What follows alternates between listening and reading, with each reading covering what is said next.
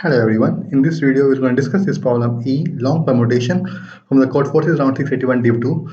So the problem is that first of all, we should know what is a permutation, and then we should know what is a lexicographically smaller permutation. And after reading these definitions, we will come to the next point, which is what is the next permutation. So the next permutation is the lexicographically smallest permutation that is larger than a given permutation. So if you want to compute the next permutation of a permutation A, then its next permutation is the lexicographically smallest permutation, which is lexicographically larger than that permutation A, right? So do not get confused by my definition here. Just see the definition in the problem. And then what we are given in this problem is this. We are given an number n, which is the length of the initial permutation, and the initial permutation has this form: a is equal to 1 to up to n, right? In other words, a is equal to I for I ranging from 1 to n. Then we need to process q queries of two types. The first query is one LR, which indicates that we have to find the sum from AR to AR, and then the second query is 2x, which here x indicates that we have to find x times the current permutation, that is x times, we have to replace the x times the current permutation with the next permutation. That is, if x, like, we have to find next permutation up to x times, right?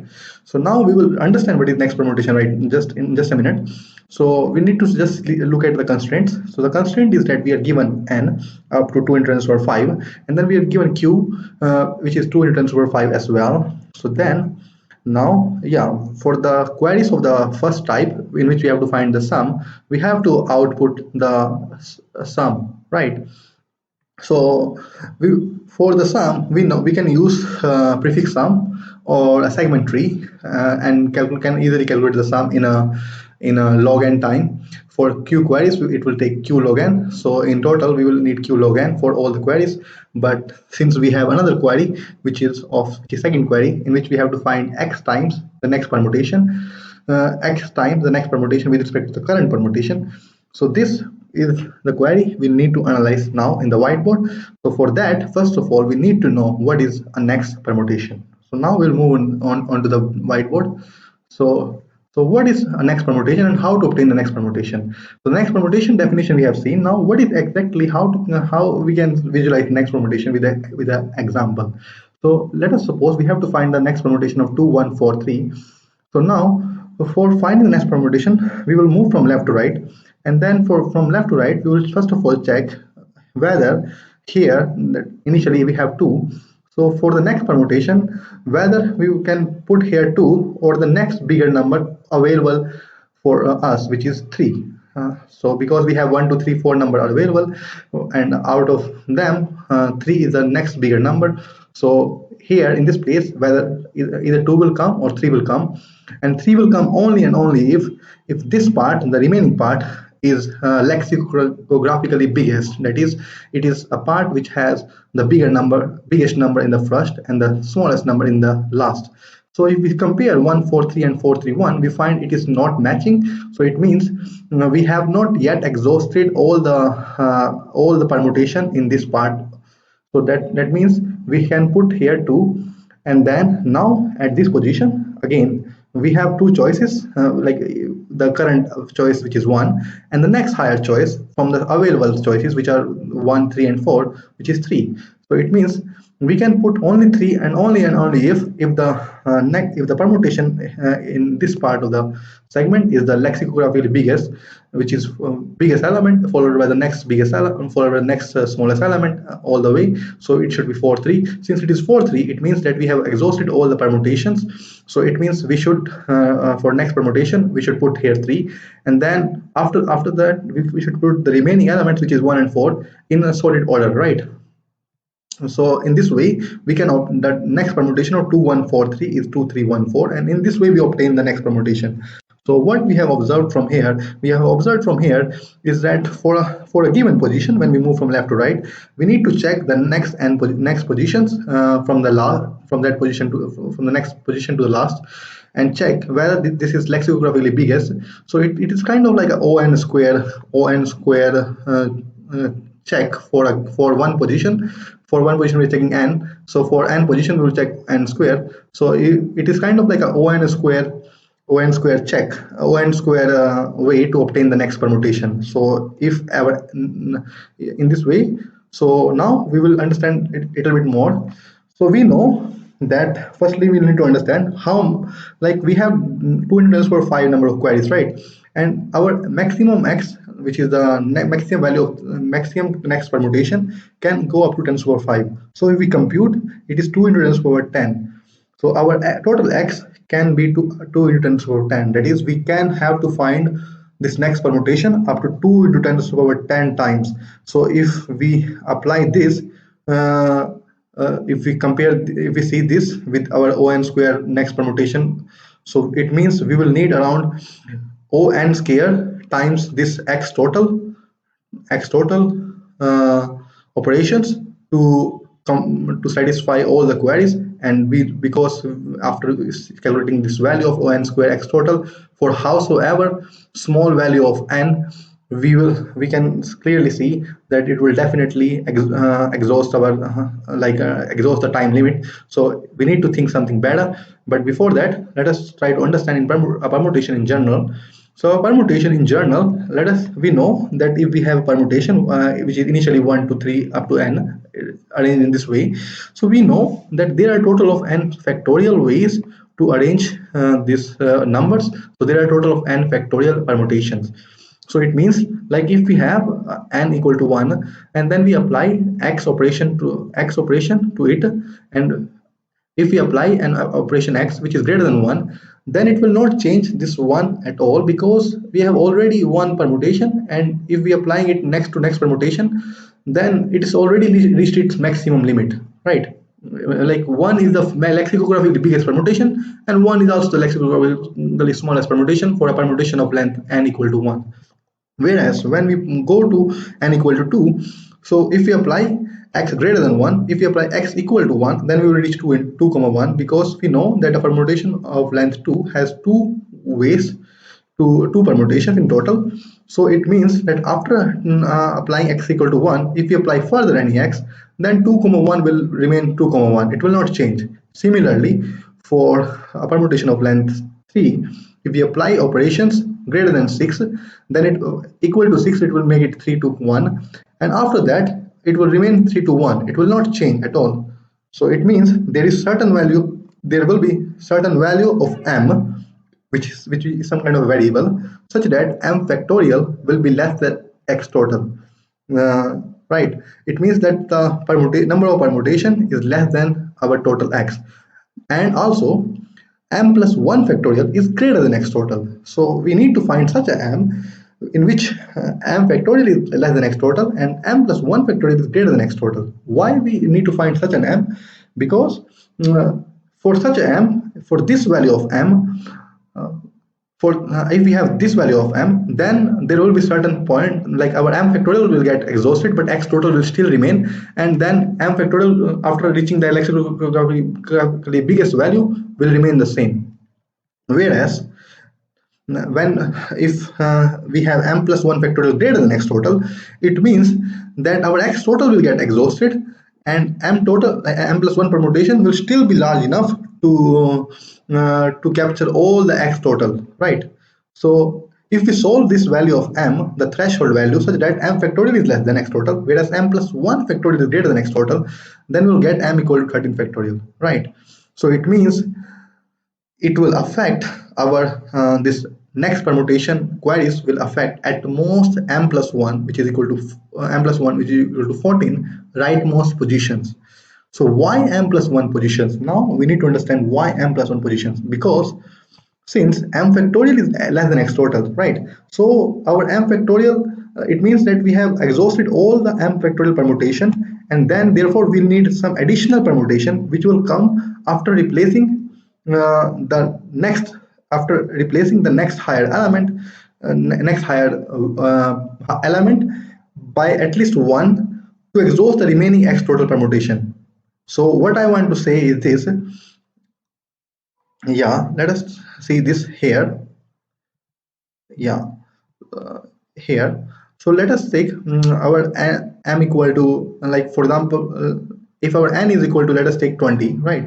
So it means that 20, so 20 minus 14 is 6, yeah, and here will be 7. So here it will be up to 13 rightmost positions. If we permute all this rightmost position, it will be 13 factorial, but our x is not completely over yet. So it means this 6 we have to at least make it 7, and then move this 6 to here to kind of like exhaust all the remaining x total permutations, right? So this is that is it. So now it means that our long permutation has two parts. One part is containing 14 positions, which is right part, which will get affected by our next permutation queries, whereas this part will not get affected by the queries, because this part will remain the same. For affecting this part, our x total should be much larger, but since our constraints restrict our x total to not that large value which can affect all the positions, which will just affect 14 positions, so it means we can we can divide our array into two parts, left part and right part, and then we can go further with this strategy. It will help us to calculate the sum easily. We will see how. So now initially we seen that we need around on square times x total operations to calculate all the next permutation for our queries, right? But now we will try to reduce this on square x total to a better approach, by using a better approach. So what the better approach will be? Let us see. So we know that a permutation if we see a permutation of length n, it has n factorial permutation in total, right? So if we have to compute the x's next permutation for this permutation 1 to n, then if we are at position I, and let us assume that we have calculated up to I minus 1 positions already, so then for position I, and in this case we are assuming that our n is less than 14, so that is all the positions are affected. So if at position I we are computing for the x position, then we know that after I, like, there will be total of I minus 1 factorial way to arrange all these numbers in the rightmost part of I, right? And so it means that if our x is greater than I minus less than x minus 1 factorial, then I will remain at this position, it will not change. But if our I minus 1 factorial is less than our x, so it means we have to it means we have to kind of like remove this I, move this I to here, shift this I to right position, and then put some suitable value from the rightmost array of I minus 1 values, from n minus I minus 1, n minus I values here, so that we can move further to I plus 1th step. That is, we will check whether x is greater than, less than, or equal to I minus 1 factorial, right? If our x is less than I minus 1 factorial, then at position I will remain the same, right? Otherwise at position I, what will be the otherwise at position I, x by I minus 1 factorial position element in the array from I to n will come. So do not get confused here. I will explain here with the example. For example, initially we have an array from 1 to 5, and we have to find like the 15th next permutation after for this 1 to 5 permutation, right? So now initially, so if for this position, first position, we have total here 4 factorial, which is 24. So if x 50, since x is less than 24, so it means I can keep 1 here as it is, right? And then after that I will go here to the next position, which initially has 2. Now I will divide 15 by 6, which is 3 factorial, which is this part.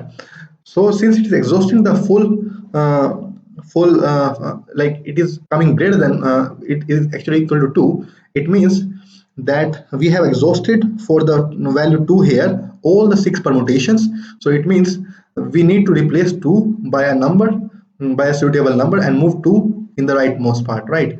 So what number we will replace it? We will replace it by a number which is at the second position in the remaining array. Remaining array is this array, in this bracketed array. So 0 1 2, so it means at element at this position, which is initially 4, we will replace this 2 by 4, and then after that, since after that the remaining operation we will pass for the next position, right? So now our x was 15, so 15 x was 15, this our x was 15. So yeah, sorry. So remaining x factorial by x divided by I minus 1 factorial, I minus 1 factorial, this operation which is equal to 3, which will be, so now when 3 operations are still left, so at this position initially there will be 3. So now we will divide our 3, which is x, to 2 factorial, which is 2. So since 3 by 2 is equal to 1, so now we need to replace this 3 here with the, in the remaining array, the element at the position 1, which is here. Since 2 moved here and 3 was here, so we need to put here, okay, just a minute. So yeah, 1 4, so 3 by 2 equal to 1, our 2 moved here, so yeah, we need to put 3 here. So now because our 2 was shifted here, so 2 was here, and then 3 was here, and then 5 is here, so we need to put in the remaining array the first position element, which is 3. So now after that our 3 modulo 2, which is equal to 1, will still be left as our x, as our x. So 3 mod 2 equal to 1. So for the next position we will have here 2 and 5, 2 and 5. So when I divide 1 by 1, so now 1 will get divided by 1, so it and equal to 1, and then 1 mod 1 will be 0, so there will be no x left. So we will need to replace in the remaining array the element at the position 1. So it means here corresponding to 2 will have 5, and corresponding to 5 will have 2. So it means the 15th next permutation after 1 2 3 4 5 is 1 4 3 5 and 2. You can check this as well. So now in this way we well, this is just a check of constant time x divided by I minus 1 factorial. We can compute the element at the position I. So since we know we need to change only at most 14 positions, so it means for each query, in the worst case, for each of the 14 position, we can traverse, and then we will need around order of q plus 14, order of q into 14 operations, right? So in this way our total time complexity will be order of n plus initially traversing the initial array. And if we are having the sum queries as well, so in the worst case time complexity will be order of n plus q log n, or order of n plus 14q, whichever is the higher, right? So you can mention in the comments whatever you think about the time complexity. So now one more thing we will look at before the implementation. So let us assume that we have having these queries of such kind of way, queries in this order, right? So firstly we have some query, then we have next query, next 5, it shows 5 that we have to find the fifth next permutation. Then we have another next some query, then we have another next query, which is we have to find the next second next permutation. But this second next permutation will be the second next permutation after this fifth next permutation. So instead of computing the second next permutation, after the fifth next permutation, we will directly compute the 5 plus 2, which is seventh next permutation with respect to the original 1 to n array using our optimized approach, which I have discussed here. Right. So the optimized approach is simple, right? Just we can for position I, if we want to change it, we have to check that whether our x is greater than or equal to I minus 1 factorial or not. If x is less than I minus 1 factorial, then we need not to change I. Otherwise, we need to change I. We need to move I one step right, and we need to replace it with the element at the position x by I minus 1 factorial in the remaining array from I to n. All right. So now we'll look at the implementation to understand this thing a little bit more better. So first of all, I think this is I don't want to make this video very big. So let us quickly look at the implementation and try to understand. So first of all, I computed the factorial, which will be required later in the computation in this init.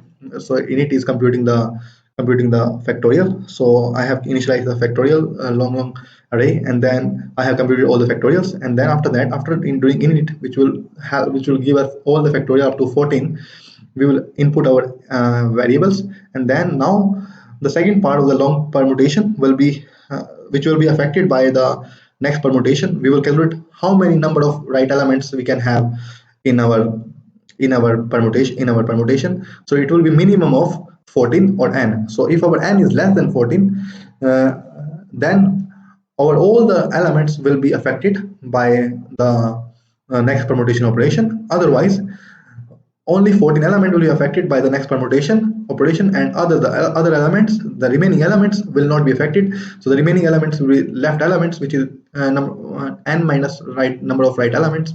So now we will compute the prefix sum for quickly answering the queries of the sum in the leftmost part left part of the permutation. So here we will have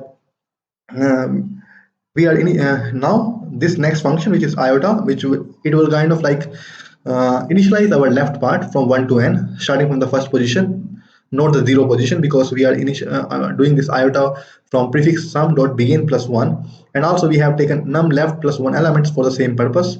So then so in this part, actually initializing our left part from 1 to n minus 15, right? And after that, this partial sum will compute the sum in the leftmost part, as we do in the prefix sum. I have not done a for loop way of calculating the prefix sum, and also a for loop way of initializing the array, because otherwise, if any new person watching this video see this new function like iota and partial sum, they will kind of like at least get some new functions for their own use in the later on. So now our now we will have a right part of the permutation, which will have num right number of elements, and we will initialize this right part from n minus 14 to n, which is actually doing initialized with this iota function again. So now x will store the total number of next permutation. So x initially will be 0. So now we will input our query type. So if our query type is 1, it means that we have L and R. So we have to answer the sum from L to R. So in that we will store in the answer variable. So initially answer will be 0. Then first of all, we will compute the sum for the first part of the given interval. Like we will see that our L to R intersect how much the first part, left part, and how much the second part. So the first part, if it is intersecting, it is simply given by the prefix sum of minimum of number of left elements, comma r. This you can easily understand, because it may happen that that left is itself, that the right is itself in the left part. So for that purpose, we have just put minimum of number of left elements in total, or the right part of the right value of the query, minus prefix sum L minus 1. So this is a typical way we use to compute the answer using prefix sum. Otherwise, and now we'll compute the sum for the second part using our optimized technique. So if r is greater than num left, it means that we have to compute a vector. We have to update our right part of the permutation, and after that, after updating the right part, then we have to compute the sum. So after, so this new right vector will be our updated right vector, and answer will be simply up to how much it is intersecting our right part. So, and then we'll output our answer. So now we'll see how we are computing our right vector, the right part, how we are updating the right part for the xth next permutation, which will be given by our xth function. So now we'll look at this xth function. So computing the updated, so now we'll compute the updated right vector here using this xth function. So here we will have first of all have we will first of all have put like initialize the earlier vector, which is our right vector, because we have to update our right vector from a right vector itself. So that we will take earlier vector, and now the new vector, which will be the updated vector. So what we're going to do is this: for I ranging from like for I, for each positions, for each position starting from the for each position actually, for each position we are computing, checking this whether the value at the position will change or not. So we are computing this x by factorial I. If x is greater less than like x is less than factorial I, it means we have not to change anything. So then in that case this pose will be 0. So it means we are just simply in the new vector, we are just simply embracing back in new vector, we are simply just putting the same this earlier the element at the position we are just putting, right?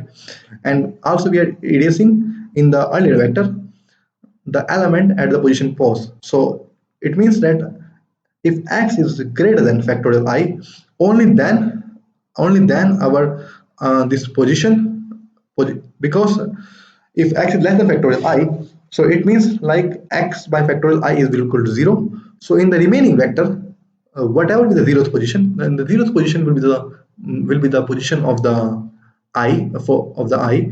So that means the I will not change. So then we will update our x to the remainder after dividing by factorial I, and after that we will go further and further to traverse the whole rightmost vector, and then bring a new right vector, and then yeah, in this way we will, after that we'll compute the sum, and then we'll output the answer. So yeah, that's it. So I know it's a complicated video to understand and explain. So I hope you will apologize me for that if you didn't understand many things. So you can refer to this code. It will help you a lot to see and understand many things. So I will terminate now.